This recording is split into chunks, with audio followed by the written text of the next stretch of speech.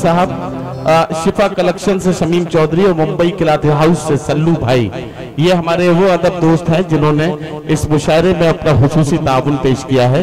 हमारे मुशायरे के दीगर मुआविनीन में जनाब अनवर अली साहब, जनाब अब्दुल मुकीम साहब बुड्डी खास, जनाब अली अहमद साहब, फिरोज भाई, उमर चौधरी साहब, जनाब अहद खान, किफायतुल्लाह साहब सदस्य जिला पंचायत, जनाब कमाल अहमद साहब मीडिया प्रभारी, जावेद मुकीम साहब, इन तमाम की दोस्ती और इन तमाम की मोहब्बतें शामिल हैं।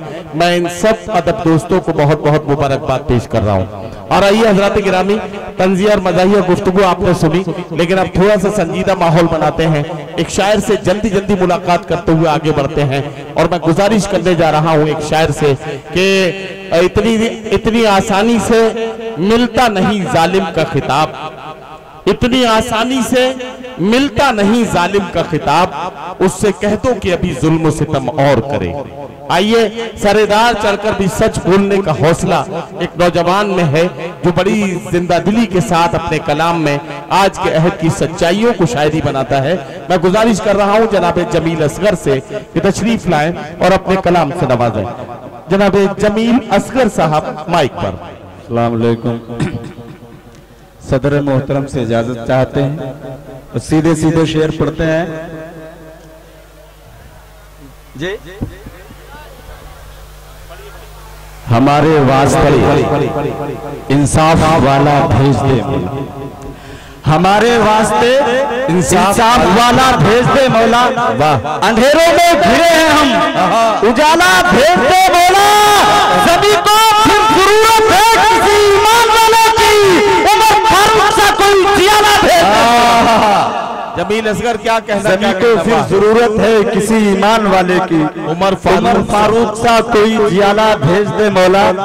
हमारे खून के हर खतरे में सच्चाई शामिल है। वाह वाह वाह। हमारे खून के हर खतरे में सच्चाई शामिल है। क्या कहना, ये किसने कह दिया तुमसे वफादारी नहीं करते, कभी फुर्सत मिले तो आकर देख लेना तुम मोहम्मद वाले दुश्मन से भी गद्दारी नहीं करते। वाह वाह वाह वाह वाह वाह। जो हमने तुमको दी है उसी सौगात में रहो।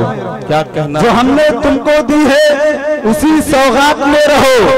खैरात वाले लोग हो, खैरात में रहो।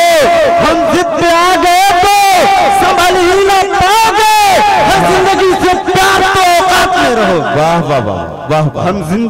हम जिद पे आ गए तो संभल ही न पाओगे, है जिंदगी से प्यार तो औकात में रहो।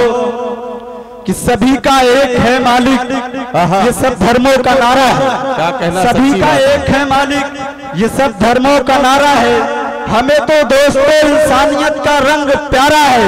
हमारी प्यास क्या तुम बांट पाओगे जहां वाले, ये गंगा जल हमारा है, ये जमजम भी हमारा है। वाह वाह वाह। बहुत शुक्रिया जनाब जमील असगर साहब, आप अपने कलाम से नवाज रहे थे। मैं एक बात बताना चाहता हूं और यहाँ से नफरत की सियासत करने वाले लोगों को एक पैगाम देना चाहता हूं कि नाम पर मजहबों के लड़ भिड़ कर यूं ही सड़कों पे कर बहा दोगे। सरहदों ने अगर लहू मांगा, दोस्तों सरहदों को क्या दोगे।